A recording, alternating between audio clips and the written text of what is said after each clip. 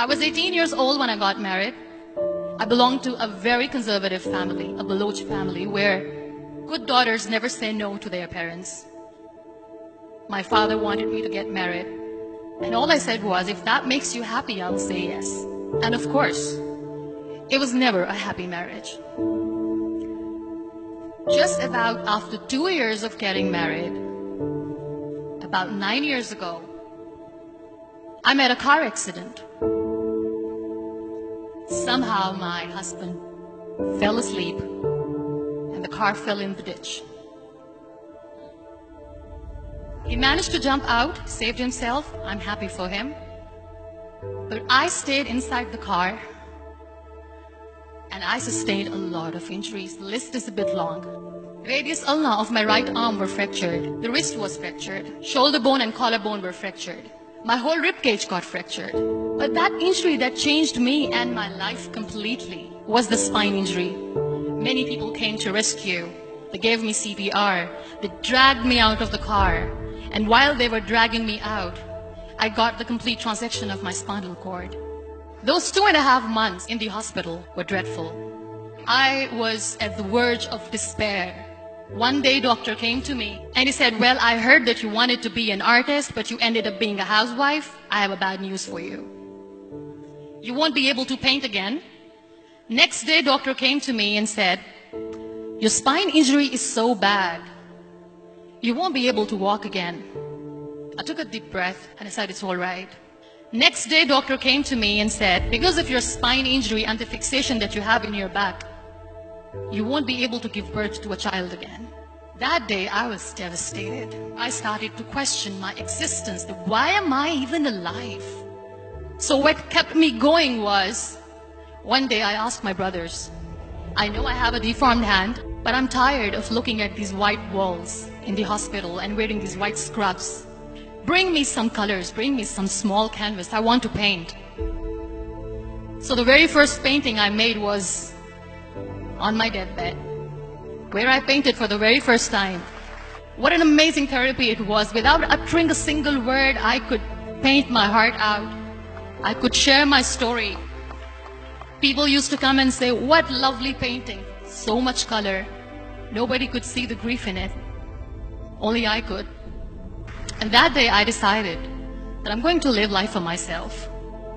I am not going to be that perfect person for someone. I am just going to take this moment and I will make it perfect for myself. That I'm going to fight my fears. So I wrote down one by one all those fears. And I decided that I'm going to overcome these fears one at a time. You know what was my biggest fear? Divorce. But the day I decided that this is nothing but my fear, I liberated myself by setting him free. And I made myself emotionally so strong that the day I got the news that he's getting married, I sent him a text that I'm so happy for you and I wish you all the best. And he knows that I pray for him today. Number 2 was, I won't be able to be a mother again. And that was quite devastating for me. But then I realized there are so many children in the world, all they want is acceptance. So there is no point of crying, just go and adopt one. And that's what I did.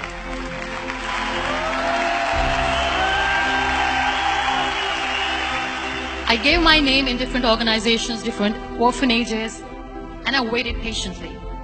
2 years later, I got this call from a very small city in Pakistan. I got a call and they said, are you Muniba Mazari? There is a baby boy and would you like to adopt?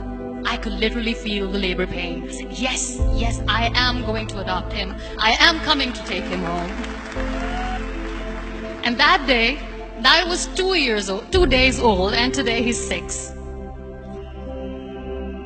You know, when you end up being on the wheelchair, what's the most painful thing? People think that they will not be accepted by other people because we, in the world of perfect people, are imperfects. So I decided to appear more in public. I started to paint. I have done a lot of modeling campaigns. I decided that I'm going to join the national TV of Pakistan as an anchor person. I became the National Goodwill Ambassador for UN Women Pakistan, and now I speak for the rights of women, children. I was featured in BBC 100 Women for 2015. I'm one of the Forbes 30 under 30 for 2016. So when you accept yourself the way you are, the world recognizes you. It all starts from within. We have this amazing fantasy about life. This is how things should work. This is my plan. It should go as per my plan. If that doesn't happen, we give up. I never wanted to be on the wheelchair. Never thought of being on the wheelchair. This life is a test and a trial, and tests are never supposed to be easy. So when you are expecting ease from life, and life gives you lemons, then you make the lemonade, and then do not blame life for that. It is okay to be scared. It is okay to cry. Everything is okay, but giving up should not be an option. They always say that failure is not an option. Failure should be an option, because when you fail, you get up, and then you fail, and then you get up, and that keeps you going. Embrace each and every breath that you are taking. Celebrate your life. Live it. Don't die before your death. Real happiness lies in gratitude.